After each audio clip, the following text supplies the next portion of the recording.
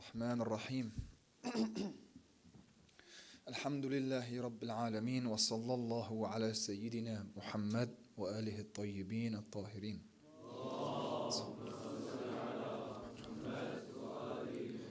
اللهم اخرجنا من ظلمات الوهم وأكرمنا بنور الفهم.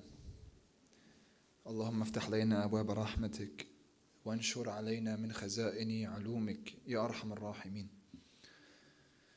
اللهم علمنا ما ينفعنا وانفعنا بما علمتنا وزدنا علما. My brothers and my sisters, Assalamu alaikum wa rahmatullahi wa barakatuh.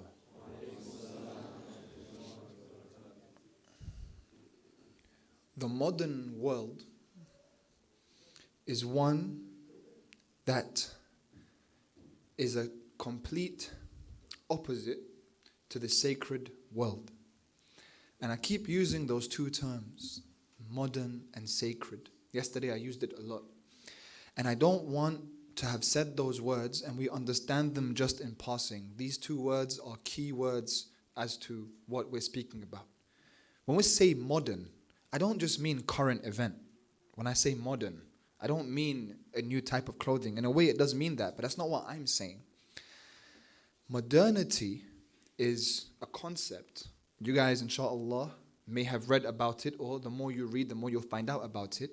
It's something that happened in only the last few hundred years after the Industrial Revolution and after the great technological advancements. With all that science has given us, it's given us a lot in advancement, but it also brought us modernity. What was that? A few hundred years ago, modernity became the way in which we saw the world. Whereas before that, the world was seen by all people, all normal people, whether they were tribes or nations or whatever it is you want, Australian Aboriginals or the Arabs in the Arabian Peninsula, whatever it is, they followed a sacred paradigm, a way in which they saw the world that was connected to the heavens. So different religions, fine. But the fact that they followed religions, even when it comes to like the Vikings and their gods and everything else, there was a thing where, an idea where they believed in something that was above them. And that's how they made sense of the world. It was the way in which they saw the world, their philosophy, their life philosophy. But when humanity saw that we could control nature and we advanced with all of our scientific progress, we praised that a lot. At the same time, though, the last 150 years have been the most bloody century and a bit in human history. When we used the atom bombs and now we use nuclear power, everything's at a press of a button. You can kill hundreds and thousands of people. That could never happen before. Before, no one used to ask about, prove the existence of God. Hundreds of years ago, it was just like the air that you breathed. You saw that in nature there was something that was above you. Now that isn't the case. Doesn't mean people don't still worship different gods. They do. They just call them different things. A lot of that is science.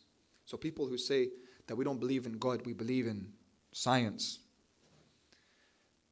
that's become a sort of paradigm too. It's no longer just a scientific objective way of looking at the world. It's become a philosophy for them as well, where there is nothing above them, where they rule the world. Why is this relevant to us? Because when I'm saying the final sacred institution is the family, I'm saying that the family is something that is above just evolutionary theory of survival of the fittest. The family was understood to be from the heavens, especially in Islam. In Islam, we see the concept of the family to be a duty and an honor on man and woman to truly experience themselves in order to know Allah subhanahu wa ta'ala. So it's a sacred institution because we still see the world in it through a sacred lens. Well, we're supposed to. A lot of us, unfortunately, we try to look like what a Muslim is supposed to be. We might cover our hair or have a nice beard or wear a ring or whatever. But all we do differently than John and Terry at work is that we move up and down 5 times a day. We don't eat pork and we don't drink alcohol. And then that's it. Then there's no real difference between me and John. And John might be Muslim, so a John that isn't Muslim. There's no difference between me and him, a non-Muslim. Except that I don't eat pork. Well, a vegetarian doesn't eat pork. Well, I don't drink alcohol. And I just move up and down 5 times a day. And then that's it. But the way I see the world is the same as the way in which he sees the world. So what really makes me a Muslim and him not a Muslim? If we're seeing the world and interacting with nature in the same way. Or the idea of the family. That's why in Islam, the number one movement towards spirituality is niyyah, an intention. That's why your salat is not accepted without the first rukun. You know, in salat, there are things that you can miss, that you can continue without, and things that you can't miss, which we call arkan, rukun. The first rukun in salat, that if you miss it, your salat is batil, is niyyah. You have to be within an intention that you're praying for the sake of Allah, for Allah, to Allah sincerely, not for anyone else. So if someone's praying just simply to show someone else that they're praying, it's batil. The niyyah is for God. So, نويت أن أصلي صلاة الظهر واجبا قربة. You don't have to say that, but you have to intend it. Or ghusl. When you go to do ghusl, you've got to do your head, and then you've got to perform the ghusl and water on your right side or left side. But before all of that is what? The intention. In Islam, the intention is everything. طيب, we're speaking about now the idea of rebuilding the Muslim family. And yesterday I spoke about man and woman and the symbolism within the Islamic tradition. And now we want to speak about how marriage, that coming together of man and woman, is a sacred act that brings forth the family. That the institution of marriage is the beginning of the institution of the family, the final sacred institution connected to the heavens. That's how we're supposed to see it. And then that is the beginning of our Muslim community and society at large. So it begins literally as individuals trying to be good men and women. And then there is a duty for all of us to try to find our partner. وَخَلَقْنَاكُمْ أَزْوَاجًا. Now, I don't want to make anyone feel like if they didn't get married in life, that they are less than someone that did get married. There are sometimes situations that people are in that doesn't allow them to get married. When they're taking care of a sick parent or whatever else, or maybe they didn't have that opportunity, maybe, whatever it is. There are people that don't end up married. But the idea is we shouldn't be allowing that to just come to us in passing, as in, ma fi nasib. Ma fi nasib. That's what we say. Oh, it's just not written for me. Is that how easy it is? Have you tried? Have you really tried? Have you seen it in a way that you're duty bound to try, to fight for it? Don't feel like you are worth more than fighting for marriage, even if you don't know the person that you like yet. Just the fact that you try to look for that person is a sacred act. If your niyyah is for Allah because you want to bring forth a family to follow Sahab al-Asri wa Zaman.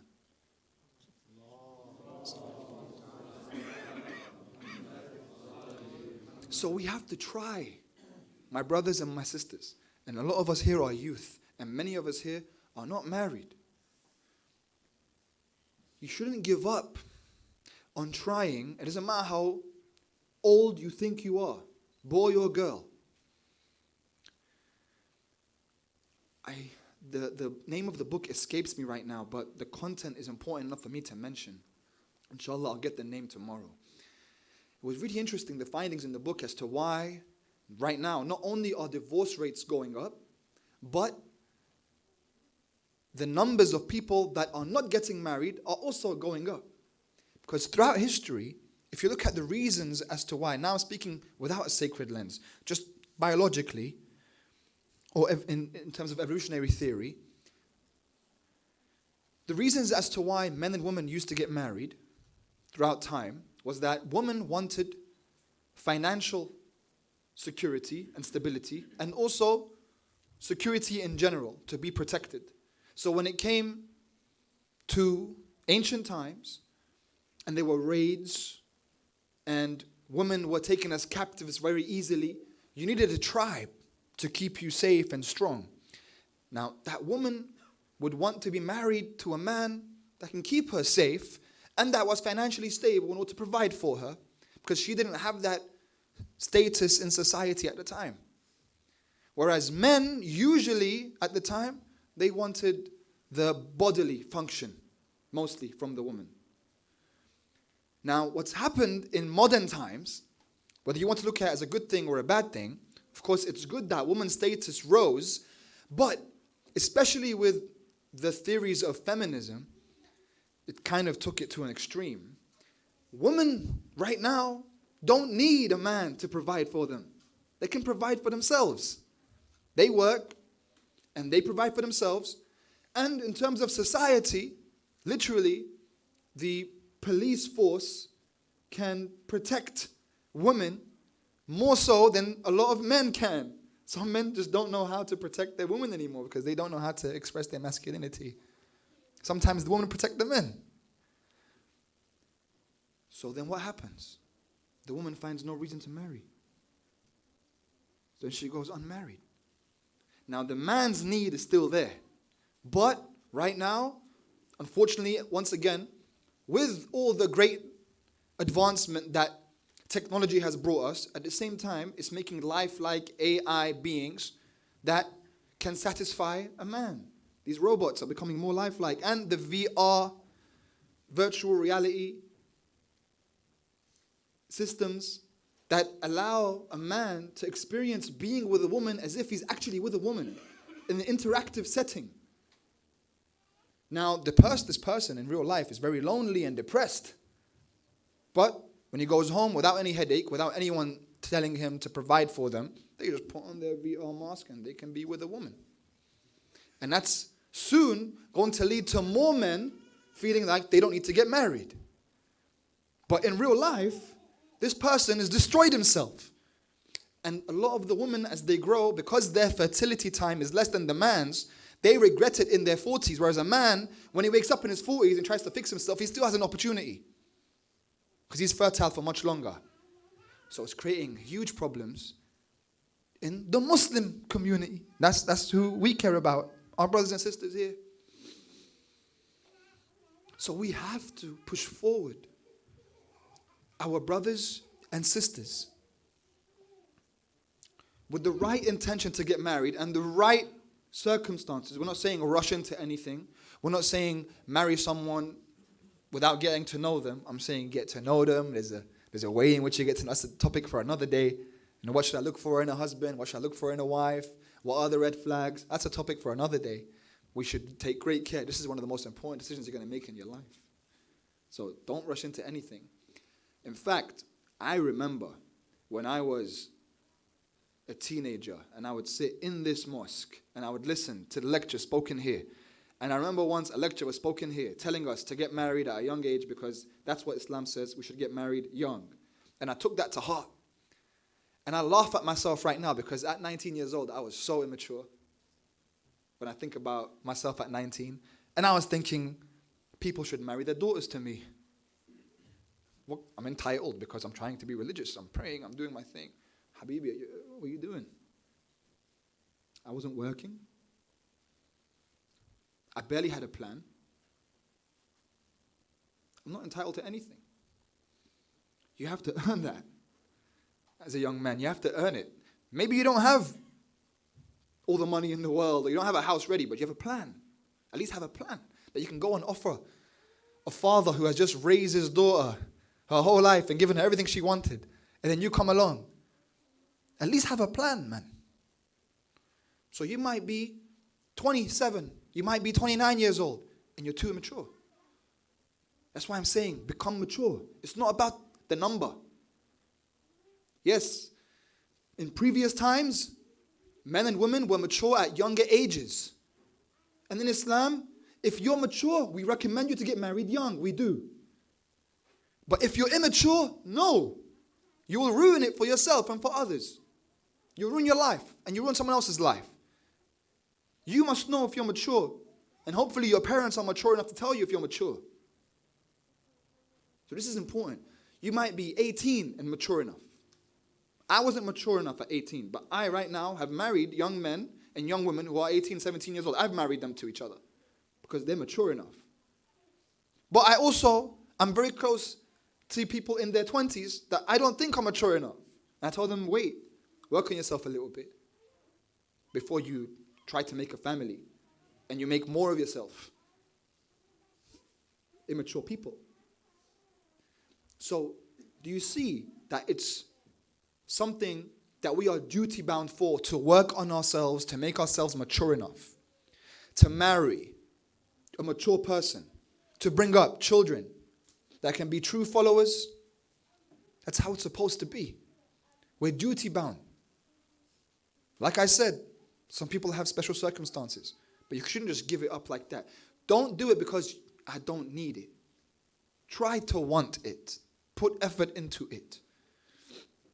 Another book that you might want to search up, it's written by Philippa Perry. It's called The Book You Wish Your Parents Would Have Read. That's what the book is called. The Book You Wish Your Parents Would Have Read. In this book, she lists several different obstacles that modern families right now are facing. And in terms of rebuilding the Muslim family, it's the same thing. So I wanted to offer a few ideas around those obstacles and how we can try to rebuild our families and overcome them. And the first obstacle that she cites is to do with the atmosphere of the family. The way in which the father and the mother live together. Are they in a state of anxiety or are they in a state of tranquility? Because this is the beginning of everything for the family. Is the mother constantly stressed? Is she constantly living a life of tension? Is she bottling it all in? Is the father constantly stressed, constantly angry?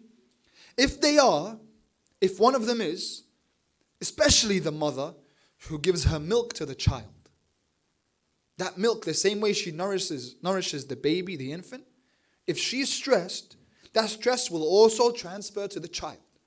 SubhanAllah, right now, recently, I had a baby daughter, so I'm reading a lot about children and babies and how we should breastfeed and everything else. And something really important was not to force the baby to feed when the baby doesn't want to feed. Because if you do, the baby starts to become annoyed and starts to shout and scream. So if you do it too often, what happens is the baby takes on that feeling of annoyance as a personality trait that develops into their infancy and then into their childhood. So they become, as we say in Arabic, asabi. Yeah, you just don't talk to me. Why? Because we kept trying to force feed you some milk when you were a kid. Even that affects them. Yes, there is nature and there's nurture. So even when it comes to the baby, you want to be careful about what you're teaching the baby in ways that you don't even realize. Everything is accounted for, guys. So you have to be very aware and very educated. Everything is accounted for. So what if this child is growing up in a household and the parents are constantly in a state of tranquility and love? What happens? That also transfers onto the child. The child becomes a lot calmer. The child in their relationships become calmer. Their psyche is different than the child that's brought up in a household that's full of stress and anxiety and fights. So the first thing we need to look at in our lives is, how do I prepare for my moments of disagreement with my partner? Because they are going to come for sure. It doesn't matter how much you love them. I love her, man. We would never disagree. And after the honeymoon stage, you will. And that's okay. All husbands and wives do.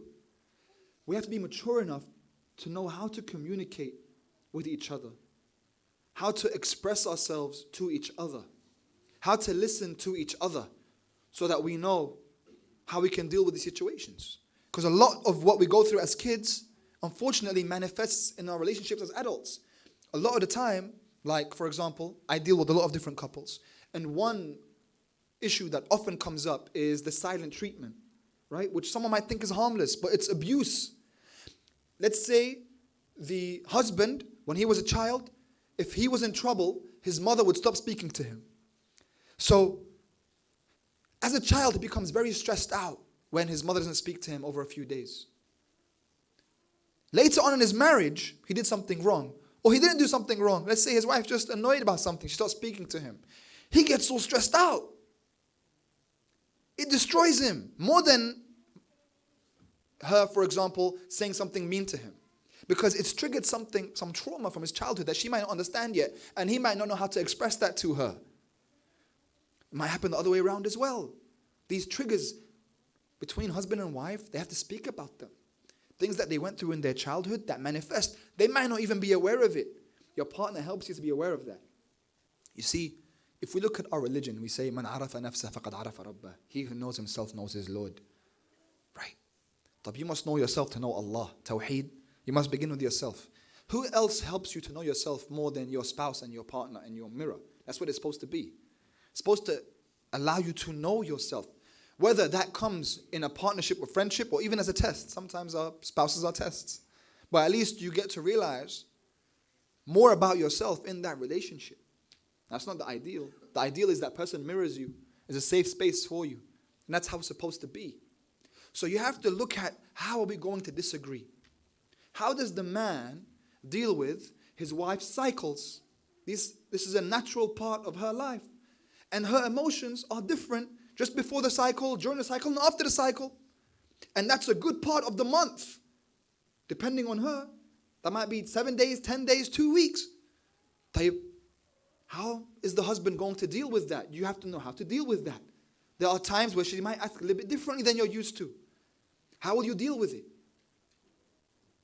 There's a scholar, he used to say that he would know when he's invited to a house, he would know from the food that he's eating if the husband and wife were in a good state because of the energy in the food that he would feel. He would know if she was angry. He would know even if she was on her cycle. He would know the food would be different for him. At the same time, men go through seasons too, depending on their work, depending on what they do. For example, I go through seasons in Shahr Ramadan and Muharram. A lot. But just before Shahr Ramadan and Muharram, I become a lot more stressed, unfortunately. Because that's the time when I work the most. And in that time, I need a lot of help and tranquility. So my wife, she got to know that. She realized just before Shahr Ramadan, I'm starting to travel a lot. And, I've got a lot going on and I have to memorize so much and I'm teaching and there's so much going on. So at that time, it's very difficult for me to handle added on stress.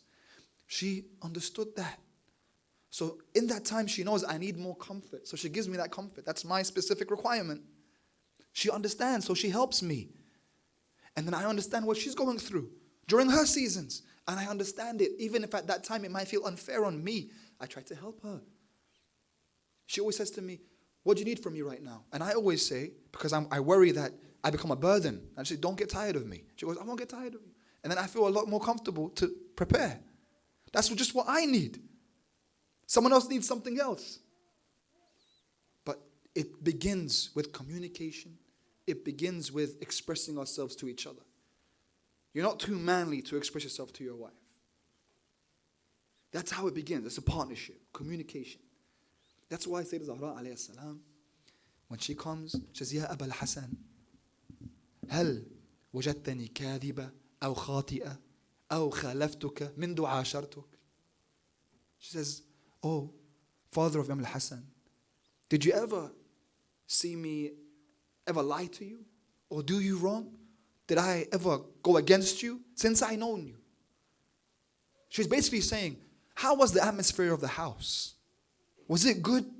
Because as the mother, she's the center. She affects the children way more than the father does. So what she goes through is very important. So if she's building it all up and the stress is bottled up inside, and that's going to erupt one day as a volcano, that's going to cause a problem for the family, for the children, for the husband. There has to be expression. And the Imam says, she never lied to me. She never ever wronged me. Since the day I knew her, she never went against me until Allah subhanahu wa ta'ala took his amana away. Another obstacle that we face is feelings of despair in the family, giving up, ihbat. The feeling, and again, this begins in our childhood. See, guys, a lot of this are things that we went through as children, and then we bring them up in our families later on, unfortunately. They call it generational trauma. It's a real thing. And a very common one is when you feel like you're not good enough. That happens a lot. Because even if our parents were well-intending, they say things like, your cousin did this and your friend did this and so, why can't you be more like so-and-so? Or for whatever other reason. Children are born with different talents and different temperaments. Some are born clever. Some have an innate sense towards art. Some have a voice. Some love knowledge. Some have physical prowess. Some have social intelligence. These children are born with different temperaments, naturally, to the same parents. We treat them all the same. But how are we going to nourish this child? This child, there's a difference between providing for your child and raising your child. You can provide for your child. You get them nice clothes and nice, good food, healthy food. That doesn't mean you're raising them. In giving your child advice here and there, ta'aleem, we call it, it's good, but that's not raising them. That's not tarbiyah. Tarbiyah is when you nourish the child, you nourish their talents. You give them a plan. A child doesn't know how to make a plan for themselves. They don't know what they're good at when they're young. You have to look at it. You have to focus on them to see, what is this child naturally capable of and what do they gravitate towards? It's important.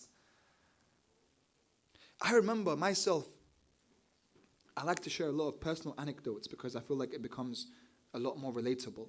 I remember when I was around 6 years old and my father took me to one of these mosques around this area.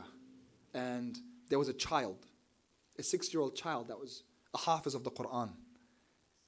And he was the same age as me. And then there's all these men and they just ask him questions. This ayah, what page is it in? And he tells them a page. Allah, mashallah, Allahumma salli ala Muhammad wa ala Muhammad. Now, as a kid, I'm like, this guy's amazing. But I'm also like, man, I wish I was like that. Right? But I was so shy to ever say that. I was like, I can't do that. I can't be like him. Why can't I be like him? I wanted to. I had something inside me that wanted to. I don't know if I could have been a hafiz, but I had a gravitation towards knowledge when I was young. But my dad didn't know that because I didn't tell him. I didn't know that I had that. And God bless my father. But a lot of our parents came from a different world than we came from. He was trying his best. And I thank him every day. I hope I can be half the man he was. But what I'm saying here is that we need to look at our children. What could it be that I can give this child, make a plan for this child? Notice how with little girls we always say, you're so pretty. Why do we teach her that her value is only in her beauty from when she's young? Even when we tell a child, you're so clever, even then. Because that child then thinks that their worth and value is based on their achievements. So then when they fail at something, they feel like they are not worth a thing. You should encourage children and praise them for qualities. You're so brave. Oh, that was so thoughtful. That was so pure-hearted. You see, because those are qualities from within, states that they can conjure. You can also call your daughter beautiful. You can call her smart. I'm not saying don't do that. I'm saying don't make it only about that.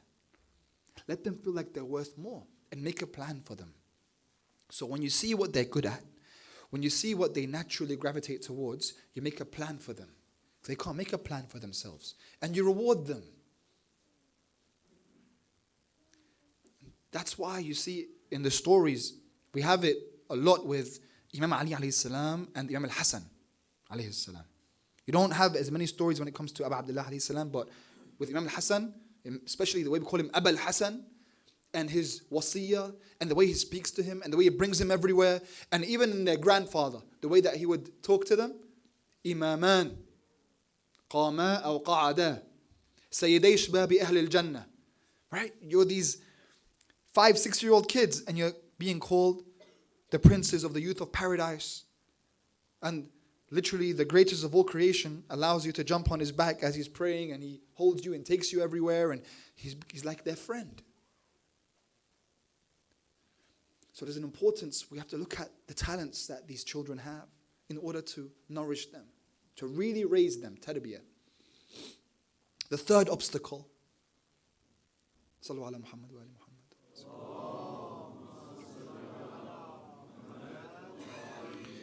The third obstacle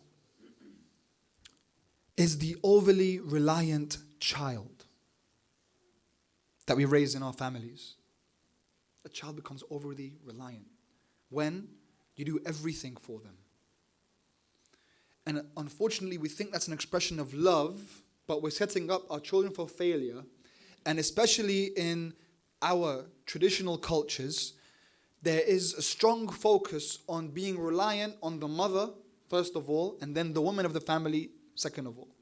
That they are the ones that are supposed to do everything, to cook and clean and tidy. So then the children just wait for their mother to do everything for them. She takes care of it. You just wait. And that continues into your 20s. Then you go up to university and you can't do anything. You find it so hard to do anything at university because you relied so much on your mother. And then even when it comes to your exams, you think your family will sort it out somehow. Your brother's going to teach you something. Your sister, someone's going to help you with something. Or when you graduate, you don't look for a job on your own. You think of the family connection. Someone's going to sort me out with something. The family links. You don't even think about doing it for yourself. Because you grew up in a household that did everything for you. And this sets someone up for failure. There was a study done at Columbia University about the state, the mental health of children that were from wealthy backgrounds compared to children that were not from wealthy backgrounds and wealthy families. And they found that the mental health of those from wealthier backgrounds were a lot more deteriorated. They suffered a lot more. And it wasn't about wealth. It was about independence. It was about knowing how to navigate through the problems of life, because you grow up, then you want to have a relationship, then you have certain problems. How do you navigate those if you're always used to someone doing it for you? And then what happens is we look at the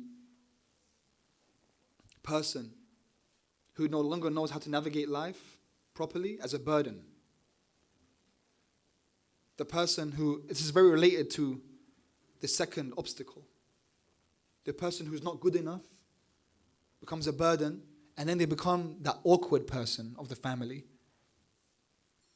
The person who has given up, despair. ابني مريض ما عنده شخصية معقد. He doesn't know how to talk to people. He doesn't know how to, because he never learned how. The problem is, maybe it was an expression of love in the beginning, but it caused a problem afterwards. No independence was taught. Overly reliant. So what happens? There is a narration where Imam Bakr alayhi salam says that my father once saw a man, so Imam Sajjad, once saw a man in the street that was being carried by his father. He was leaning on him. And that annoyed my father so much, he never spoke to that man ever again. But why are you leaning on your father? He should be leaning on you. But because he's just overly reliant and overly his whole life, my dad sorts me out and everything. That's why there's another narration when the Prophet ﷺ is speaking to Imam Ali alayhi salam, and he says to the Imam, Ya Ali, rahimallah walidain hamala waladihima ala birrihima. That may Allah have mercy on the parents that allowed their child to be walad bar, to be a good child. Notice how he's making it that the parents were the cause of why the child was good. Now, it's not always the case Sometimes there are really good parents and child is not good. But here, the Prophet is saying to the Imam, may Allah have mercy on those parents that were the cause of their child being good to them. But then he says the same thing about parents that have a bad child. He says that may Allah remove His mercy from parents that bring up their kids ala uquqihima, that uquq al-walidain walad aq is when a child is bad to his parents. Then the Prophet is saying about those parents that a child is bad to, may Allah remove His mercy from them because they were the cause. They made him that way. Because when that overly reliant child grew up and kept asking for more from the family and they could no longer give him what he was used to, he becomes resentful of the family. He becomes vengeful because he doesn't know how to navigate life.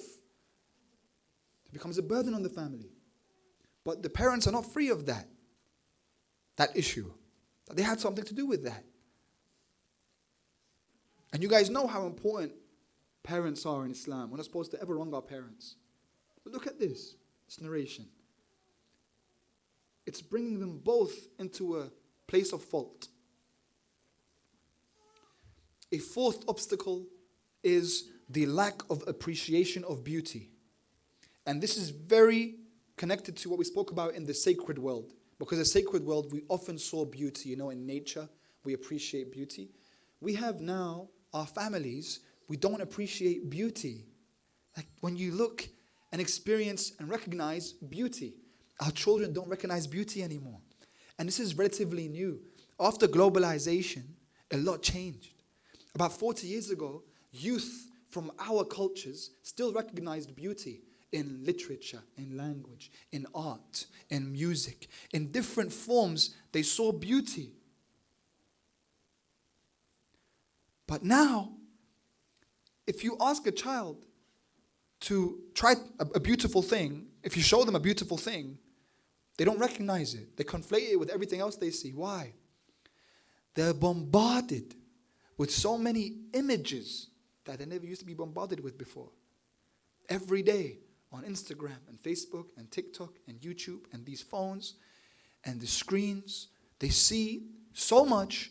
There's so much mental stimulation, daily news, daily events, that everything becomes relative. Remember yesterday, the disease of modernity is relativity. Everything is relative, so nothing's important. There is no idea that catches them, that beautiful idea. There is nothing that fascinates. They're always underwhelmed because it's just so much. They don't understand beauty. So then we look at what it is that they're attracted to. Like even when I'm in Lebanon, something I've noticed in recent times is the way in which a lot of Lebanese youth, Muslim youth, don't appreciate the Arabic language. And I didn't expect that in Lebanon. I myself, growing up in England, didn't appreciate the Arabic language. I saw no beauty in it. I saw beauty in English. I saw beauty in the English culture. That's where I was more attracted to. Because growing up, the West, the movies, the language, the culture is what becomes beautiful to these youth. I'm talking from personal experience. When I went to Lebanon, I remember when I first went through my transition into studying in a seminary, I wanted knowledge. I loved knowledge, but I felt like I was wasting my time with the Arabic language. I was like, Sheikh, why do I have to keep studying? I've been doing this for 3-4 years, man.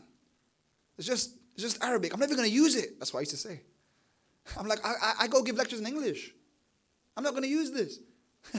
This is everything. Allah, I see you. Language is everything. Language is everything. They say the Quran is a miracle. Habibi, I didn't see the miracle of the Quran my whole life because I don't appreciate language. How can you appreciate the beauty of the Quran if you don't appreciate the Arabic language? You don't recognize it. So how do you see that it's a miracle? You just see like it's a book. Someone else could have written that. But once you start to study Arabic, you see no one could have written that. It's impossible. And there is so much beauty. Right now, my favorite subject is Arabic. The etymology of Arabic. There is so much meaning in Arabic. Then you realize the beauty of the way in which Allah speaks to His creation. Through the Quran, you're like, whoa, Allah meant that? I would never have known. Very, very small rhetorical devices that you would never have realized if you don't study it. It's so beautiful. Literature. But we want to go towards what's easy, what's dumbed down. Language. Just before I came, I was visiting my neighbors and their son is 12 years old. He had moved. He was in Saudi Arabia, so in Hijaz. He was in Saudi for the first 6 years of his life and then he moved to Lebanon. Those first 6 years, he was in English school in Saudi Arabia. He came to Lebanon. He's 12 now. He's been in Lebanon for 6 years. He barely speaks Arabic. Like, what happened? Because he went to an English school and that's what he really liked. And now he's living here. He doesn't really understand right now. Like, man, that's so tough. I realize now how important Arabic is. But you know, I had to give away 11 years of my life. And for now, I'm surviving, but I see a lot around me that haven't survived. So what happens to our recognition of beauty and appreciation of beauty? If we don't see beauty, it's a big problem in our families. Our children are growing up bombarded with all these mental images. We have to protect their eyes. We have to protect their ears. You have to protect them from things you don't even realize. Whatever it is that they hear, whatever it is that they see will affect them. They are like clean slate. And they'll be affected by everything around them. So you have to be careful about any word that's spoken around them. Any word that's spoken around them. There's this movie I recently watched. It's a Pixar movie called Luca. And it's a cute film, right? And it really makes you want to be with the main character. It's a family of fish, basically, that live in the sea. And Luca is a very adventurous young fish, wants to go to shore and experience the rest of the world because it's beautiful. And his parents tell him, don't go there because you don't know about those creatures on the shore, the human beings. They're dangerous. Don't go. No one ever survives who goes up there. And in the film, Luca starts to tell them, there's a scene where he tells them, you guys don't understand anything. You don't know, because he goes, by the way, and he sees it, and apparently it's very safe, and he's friends with the humans. So he comes back, and he gets really angry at them. He goes, you guys don't know anything. And he goes to his room, but actually he escapes. Then he runs off, and he goes to the real land. Now, when I'm watching it, I'm rooting for Luca, but I know that's really bad. Because the way he just spoke to his parents would make a kid feel like, yeah, my parents don't understand me either. When I meet different people than us, and they keep telling me, Baba, be careful of people who say so-and-so and speak like so-and-so and do so-and-so. People who, whatever it is. And then he goes and meets these people and sees they're not that bad. Well, I never said they're bad people. I said, be careful. But then he comes back and then he argues with me. You don't know anything. So if we make our children feel like they don't know anything, like, what if they watch Luca and they relate to the fish? Something that looks so harmless to us. We're not going to think, this is a kid's film. You're not thinking there's anything bad in this film. There's no nudity, there's no swearing, there's no violence. So you let your kid watch it and you move on. As you prepare food for the night, your kid watches Luca. Like your kid just related to the fish arguing with his fish parents. And he got some lines now to use on you. And you had no idea. You have to protect them even from that. You have to watch everything before they watch it. I know it's hard. But do you know that raising a child is your experience of bringing up a glorious human being? That's what raising a child is. That you have, Allah gave you an amana, and He says, here's this being, and you decorate. What do you bring out of this human being? A lot of what you do is going to be permanent within this human being. I'm giving you an amana. So you have to put a lot of effort into that. The final obstacle that I will mention is the obstacle of conflict between two generations. The generation of the parent the generation of the child, because there is no common culture and language between them. And even if the father and mother are young, in their early 40s, they might have a son or daughter at 15, 14 years old that says, "You don't understand me," just like Luca did. "You don't understand me." They're from a different world. They grow up and years go by and there's not one conversation that the child has with their parent that's not based on, "Baba, I need this for school," or "I have a problem, can you sort it out for me?" Just those two things. There's no actual idea that they sit down and think about, converse around. There's nothing. There's no communication. There's no tarbiyah. They speak a completely different language. They watch TV in different languages, like the actual language they speak. Their culture is different. That's why what happened recently in the World Cup with Morocco is so important, that people don't realize it's bigger than football. For once, a team of people that are from the part of the world that we didn't see as beautiful before, our part of the world where our parents came from, because this is the place that's beautiful. This is where beauty is and money is and riches are. Where we came from, it's not that beautiful. Because, we never really do anything. We can't do anything on our own. We have an inferiority complex. So then we transfer as if we say, we're not even from there really. We're from here. And a lot of our young people in the diaspora, we are confused in our identities because we don't know where we're from. I don't blame you guys. It's very confusing. We go over there, they call us English. Over here, they call us Arab, Pakistani, Asian, whatever it is they want to call us. So, but where am I from, man? Where do I belong?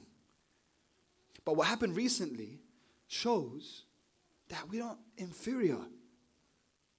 That's why it's seen as a big win for all Africans, all Arabs, all Muslims. Hey, they beat the Spanish, and they beat Portugal, and they beat... Wait, that means there's beauty there now. So then kids gravitate towards that. They see that, wow, this player, Hakim, is coming out with his hijabi mother, who I'm ashamed of when she comes out in front of people that I know. But look at him in the World Cup. This is important. I think it's important for our kids to see that. It's important for them to see those scenes of him celebrating with his mother, his hijabi mom. It's innocent, and he's hugging her. To be proud of that. That's important. Not to be ashamed of that. Why are we ashamed of it? Why are we ashamed of these things as children? Why? Why is it that, for example, a lot of children, when they see their parents kissing or hugging, they say, cringe. Why? What's cringe about that? That's beautiful. Who taught you it's cringe? Where'd you get that notion from? That it's cringe. Your new culture taught you it's cringe. That's beautiful. That's ethics in Islam. How are you going to taste the beauty of ibadah if you don't even know you taste the beauty of ethics? You don't recognize beauty anymore because there's conflict between generations.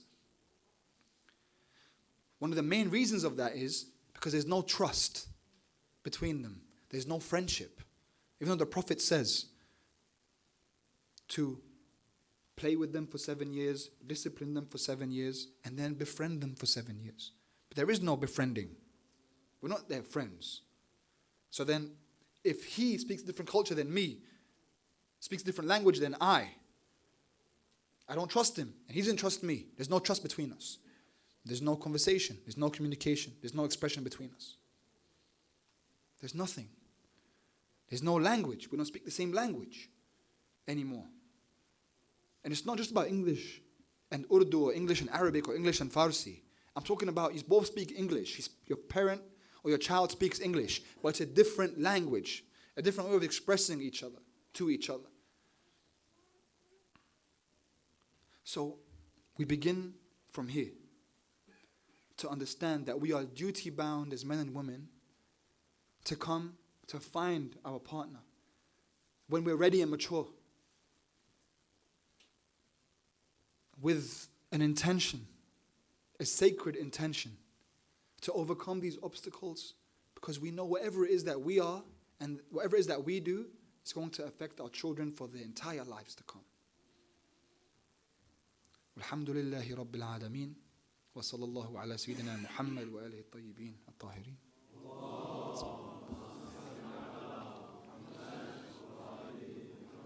صلى الله عليك يا سيدتي يا فاطمة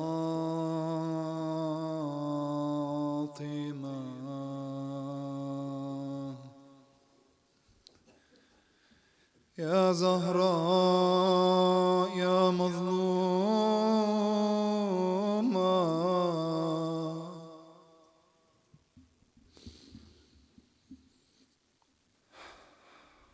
On the day that Lady Zahra left this world, Hassan and Hussain entered the house and saw Asma in tears. Oh Lady Asma, why didn't our mother Fatima greet us at the door? She said, go and call your father. Your mother breathed the last breath.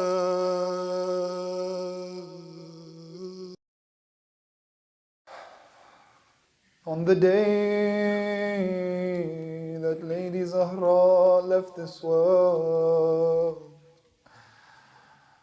Hassan and Hussain entered the house and saw Asma in tears. Oh Lady Asma, why didn't our mother Fatima greet us at the door? She said, go and call your father. Your mother breathed the last breath.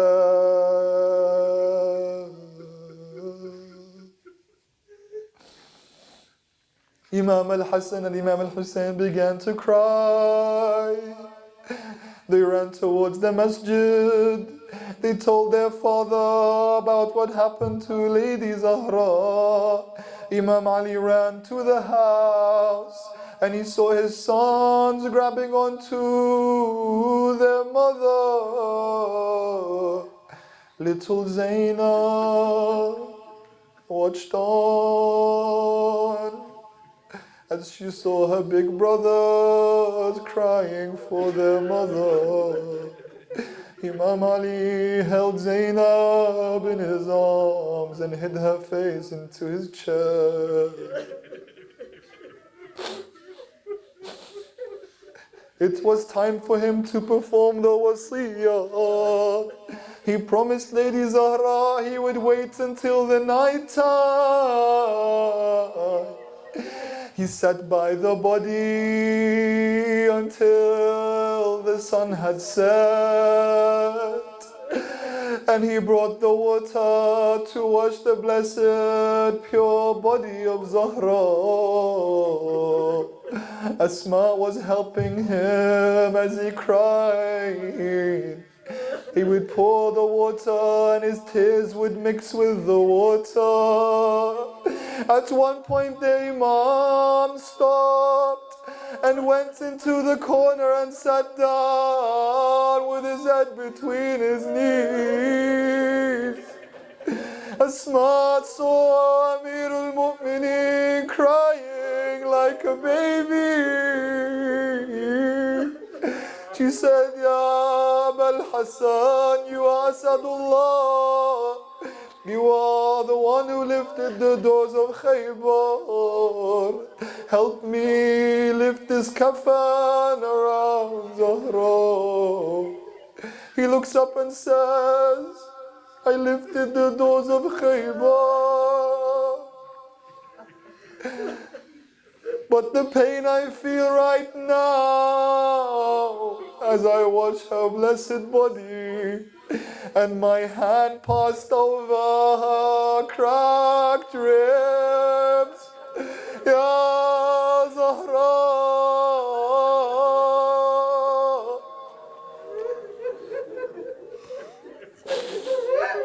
wrapped her in her shroud. And he went outside in the night time with Hassan and Hussain by his side. He took the blessed body with only a few of his most trusted companions. And he went out and he dug a grave.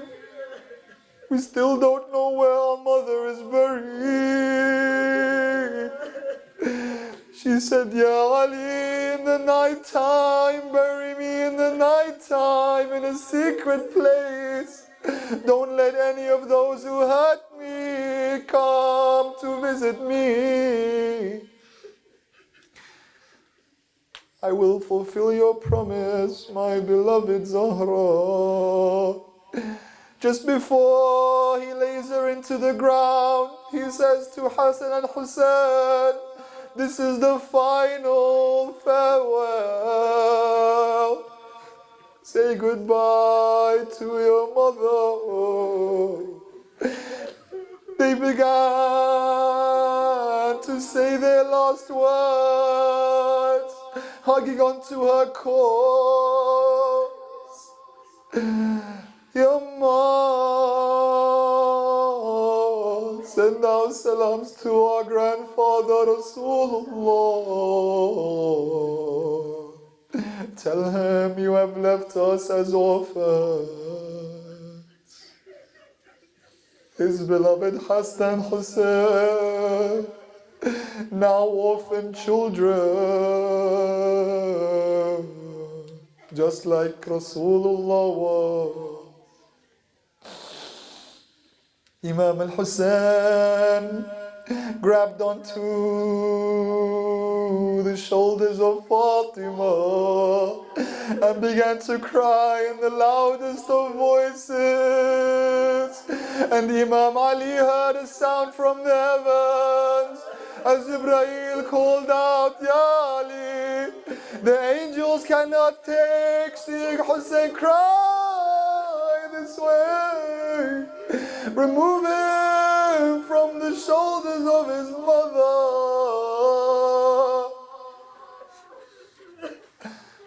If they could not see him cry,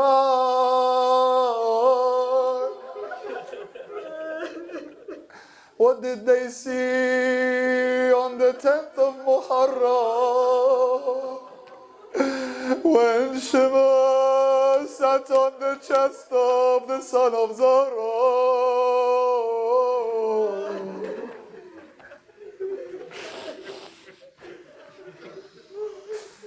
Inna lillah wa inna ilayhi raji'un wa la'natullah ala al-zalimin ila yawm al-qiyamah.